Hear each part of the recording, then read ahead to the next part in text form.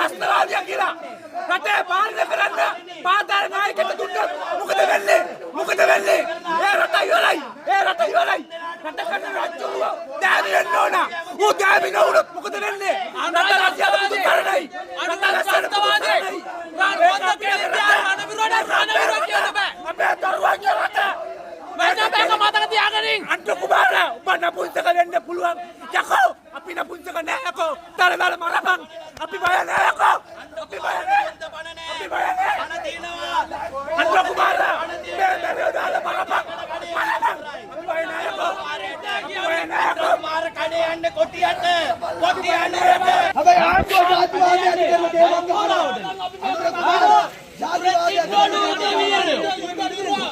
निर्णय दिल्ला दिन මේගොල්ලෝ අපි සාමෙන් ඉන්න බලනවා.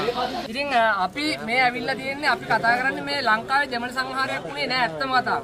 ඕගොල්ලන්ට මේ හැමෝම කියනවා මේ දෙමළ සංහාරයක් කරලා කියලා මේ හරිල්ලා ගේන්න හදන මේ ව්‍යවස්ථා සංශෝධනයට සම්පූර්ණයෙන්ම මේ වෙනකොට මේ වටපිටාව සූදානම් කරලා මුක්තිය දදා බලනවා ලංකාවේ මිනිස්සු මේවට විරෝධතාවය ප්‍රකාශ කරනවද නැද්ද කියලා.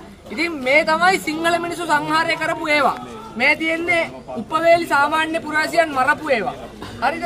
මේ තියෙන්නේ අරන්තලාවේ භික්ෂුන් වහන්සේලා ඝාතනය කරපු ඒවා. මේවයි සංහාර කියන්නේ. හරිද? එතකොට මේ දේවල් කරලා මේ කැපිටි කොල්ලෑවේ බස් බෝම්බ ප්‍රහාර එල්ල කරලා. ඉතින් මේවත් එක්ක බලනකොට සංහාර කරලා තියෙන්නේ අපි නෙවෙයි. සංහාර කරලා තියෙන්නේ මේ LTT ත්‍රස්තවාදය.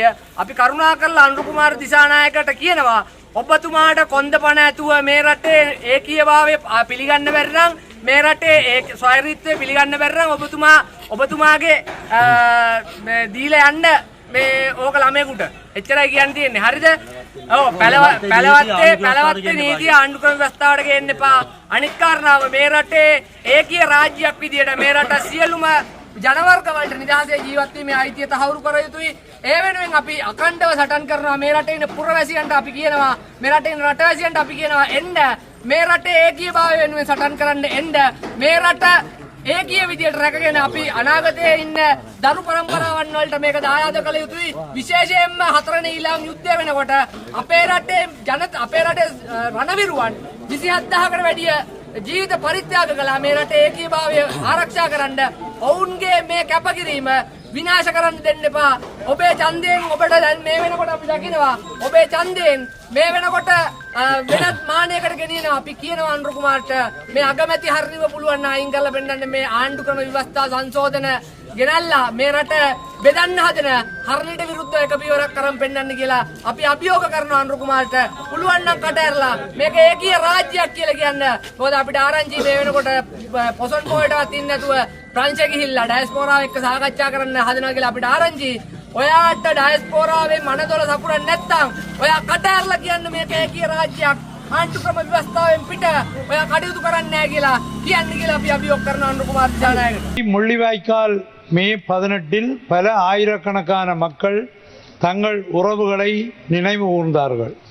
முள்ளிவாய்க்கால் தமிழ் இன படுகொலை இடம்பெற்று 1.5 தசாப்த காலம் கடந்து இருக்கின்றது.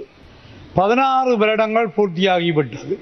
இத்தகைய சூழலில் கடந்த 2009ஆம் ஆண்டு முள்ளிவாய்க்கால் தமிழ் இன படுகொலை என்னும் பேரவலத்தை நெருப்பாற்றை கடந்து எஞ்சிய உறவுகள் இறுதிப் போரின் வடுக்களோடும் போரின் கொடுமையான நினைவுகளை சுமந்தும் இறுதிப் போரின் சாட்சியாக தமிழ் இனப்படுகொலையின் ஆதாரங்களாக எமது மண்ணில் வாழ்ந்து வருகின்றனர்.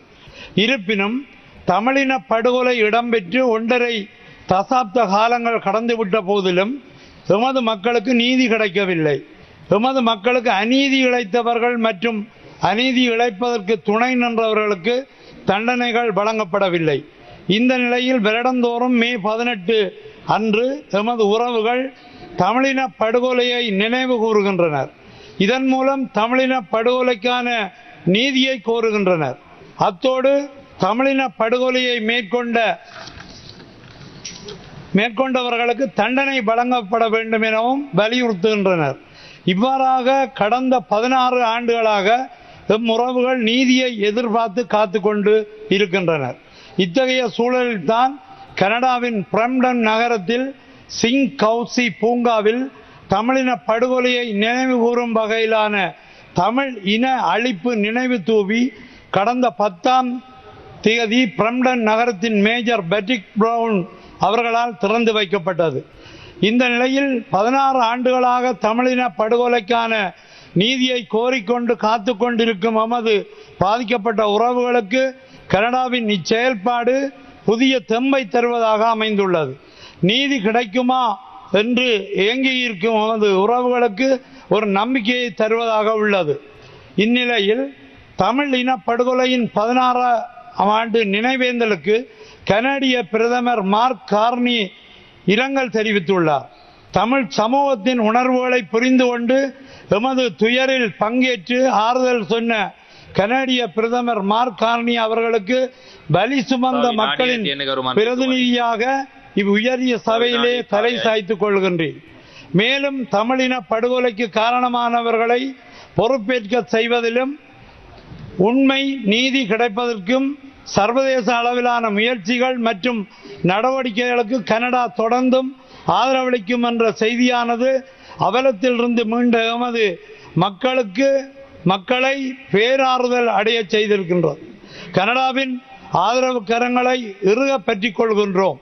எமது மக்களுக்கான நீதியை பெற்றுத்தாருங்கள் என இவ்வுயரிய சபையிலிருந்து கனடிய பிரதமர் மார்க் கார்னியிடம் எம் மக்கள் சார்பாக கோரிக்கை விடுக்கின்றேன்.